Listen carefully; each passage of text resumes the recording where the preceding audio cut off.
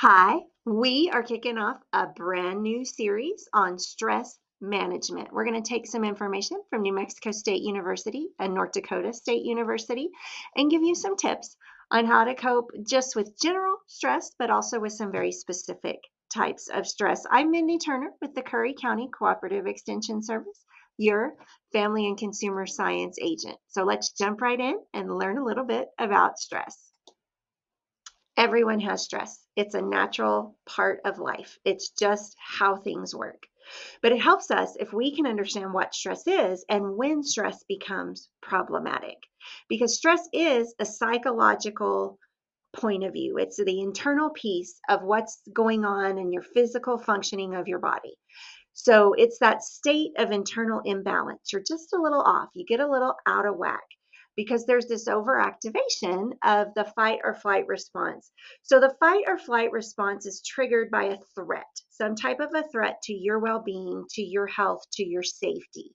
And it's typically this causes an involuntary psychological response. We're not always aware of it, but it's going to increase our blood flow. It increases our heart rate, raises our blood pressure, our breathing rate gets quicker, and it just throws our metabolism off overall. So this psychological response prepares us. The reason your body's doing this is it's preparing you to make you safe in that situation, and it does that in one of two ways. The first one is it's got you ready for a conflict. So that's the fight piece. We're going to be there and we're going to fight it out. Or to escape. So there's the flight. We're going to get away from whatever the threat is. It's that overactivation of that flight or fight response that can be both. It's either to that degree that maybe we're overreacting to a situation, maybe it's not as intense as we want to think it is, or it can be that it's something that lasts a really long time. Maybe something that should have gotten past, we should have dealt with it, we should have moved on, but the duration of it just stretches out so that it becomes a chronic issue for us. And at some point, it should have been turned off, and it just hasn't. So chronic activation of that fight or flight increases your risk of hypertension, so getting high blood pressure, which can lead to a heart attack or a stroke. So stress can be very dangerous if we don't learn how to manage it appropriately. So as I mentioned, as we move throughout this series, we're going to specifically look at what are some of the coping mechanisms, what are some of the things we should be doing to help our body not only respond in appropriate ways, but to avoid making ourselves sick with stress. Because we talked about the heart attack, the stroke, that the fight or flight can also, that can increase that hypertension and increase the risk of heart attack. But numerous studies have shown that chronic stress can also suppress our immune system. If we're overstressed, we have that chronic fight or flight response always on, we tend to get sicker. Maybe right now is the time of year everything's going around and we're trying to avoid catching it, but being overstressed sometimes can suppress that immune system so that we can't fight off the illness or the disease. And then, like I said, high blood pressure and heart disease.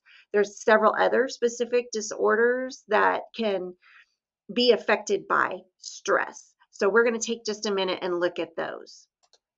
So again, understanding what some of the repercussions of stress can be is going to give us that incentive to learn to manage and improve our coping skills overall.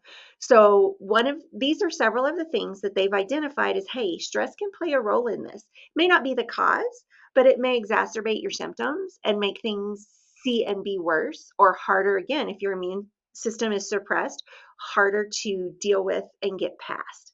So one of those things, ulcers. So we hear that a lot about stress being the cause of ulcers, migraines and tension headaches, hypertension, tension headaches, makes perfect sense. TMJ syndrome, that's that pain, that awful tension and almost a tetanus type thing in your jaw. Arthritis, being able to use all of your joints, how that can, again, the blood flow, the hypertension, all of those things can feed into exacerbating these symptoms. Asthma and allergies, backaches, cancer is one of the things that they say, yes, stress can definitely have an effect on if it develops sometimes, but more so even just how quickly it progresses. And then, of course, your mental health challenges when we talk about mental illness. Now, again, stress may not cause these things, but it can definitely go into having an episode increasing the challenge that you're dealing with and facing things such as schizophrenia, anxiety, or even depression. So, as we move forward and we talk about what some of those coping skills should look like, it's also important. I want you to understand there is positive stress. We need stress. We need that fight or flight response to keep us safe. We call this eustress. So, it's good, it's healthy for you. It's that acute, stressful response to an immediate threat. Let's say something comes flying at your face. This is that moment that stressor tells you, hey, move your head.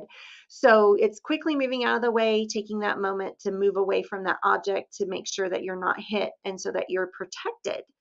It can also be that appropriate amount of stress before competing in a sport, giving you that adrenaline to get through whatever you need to do. Maybe it's a job interview, maybe it's a wedding, maybe it's the birth of a child.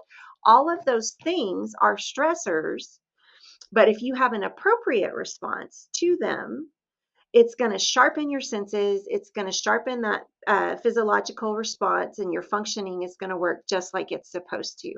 So it's when it's that inappropriate stress that it's overblown in its intensity or it becomes a chronic thing that we have to learn to manage it.